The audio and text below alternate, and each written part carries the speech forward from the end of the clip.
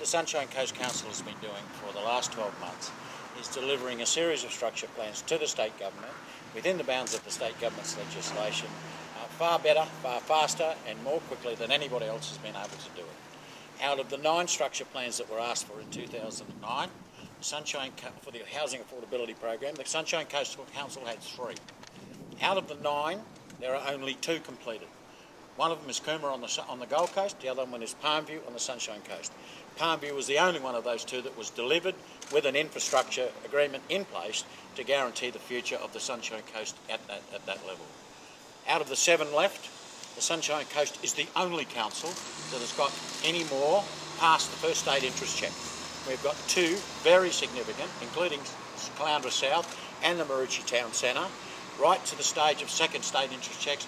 No other local authority in Queensland has done that. No other local authority has achieved that at that level. And we're being told that we are incapable planners. It's a farce to say that we are not doing our job. We have delivered to the government and to the people of Sunshine Coast 2 or 3 very significant structure plans in time and in place. And I'd suggest that the government's premise of withdrawing now that application of the Sunshine Coast for us to finish is no more than a farce, and indeed one would think has been planned for some time, regardless, because they've totally ignored everything that we've said to them. They are now intending to put the planning of Caloundra South in the hands of the Urban Land Development Authority, and hopefully they will have that planning finished in 12 months. That's what they've been given to do. We put a document to the state government not a week ago to say that we would be finished by January in 2011. That's what we committed to do, and now we're told that we're not capable of doing that. It, to me, is an attack on local government right across the state. It is an attack on this community of the Sunshine Coast, and we should not accept this as the government's position here. We actually had a situation where our 3 structure plans sat on the table in the government for 6 months. Absolutely 6 months, sitting down there doing nothing, waiting for them to get back to us after the first state interest check. And now they tell us that we're not quick enough.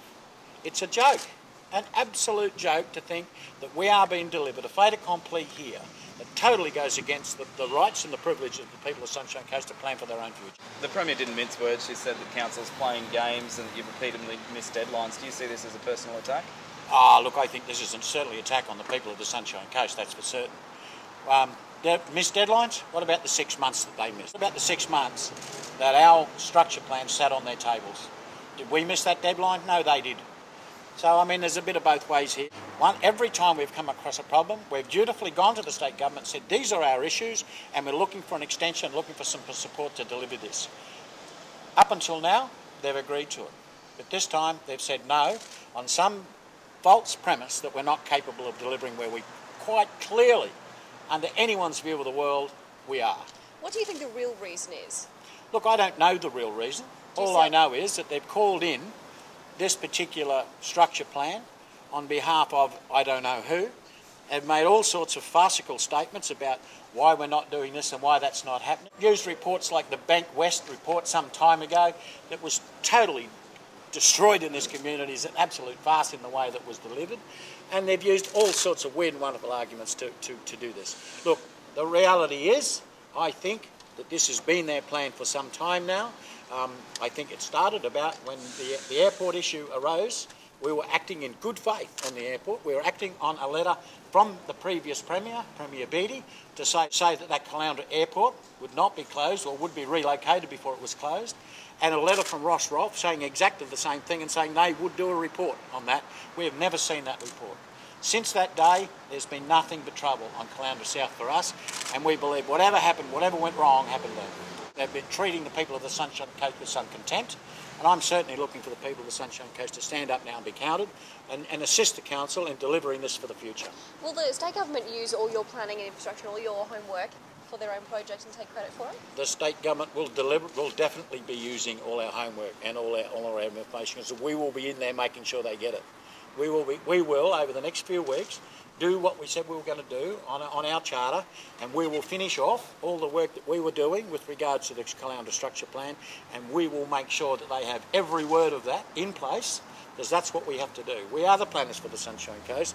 We will deliver to the ULDA all of the things that must be done on the Caloundra South area for us to achieve those goals. We will also be insisting, as I told the Minister this morning when he rang me, that we will be insisting that we will not agree to going any further on this until such time that an infrastructure agreement is in place. We are looking at $1.5 to $1.8 billion of cost to the Sunshine Coast community over the next 20 years on this. That's what we're looking at. That's what this council will have to deal with. Another $1.5 million at Maroochydore, which we're actually trying to resolve ourselves. That's what will cause us significant problems in the future. We will have to consider putting this on our budget as a contingent liability for the future. We will not be able to guarantee to future councils they'll be able to get that money out of the development industry, and they may well have to pay. So that's why we have to guarantee for the future that those councils are aware that this is a significant debt that they may have to consider paying in the future. Council's structure plan down there was fairly well developed. Is this transfer of power now just going to hold up the whole process again? Look, there's a document here, a letter to the Minister, where we outlined our timetable for delivering the Caloundra South Structure Plan. The last date on that is January the 11th, with an infrastructure plan in place completed. January 11th, 2011. That's when we plan to do it. That's what we put to the Minister, and that's why I say this whole thing is a farce, an absolute farce. So what's the haste? I mean, it'll take years to implement the plan. Why the sudden haste? If you read the Premier's press release or you listen to the speech this morning, it appears that there is something to start happening tomorrow.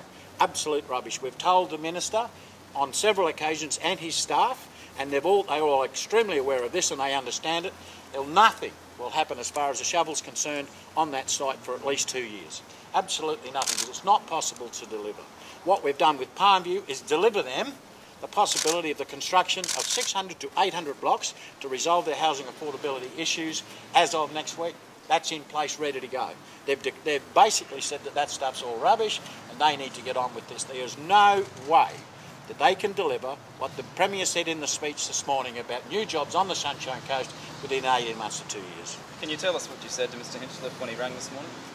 Oh, look, I've got a very good relationship with Minister Hinchcliffe. He understands my position and I understand his. This is not about the Minister. The Premier has made this decision out of the Premier's department.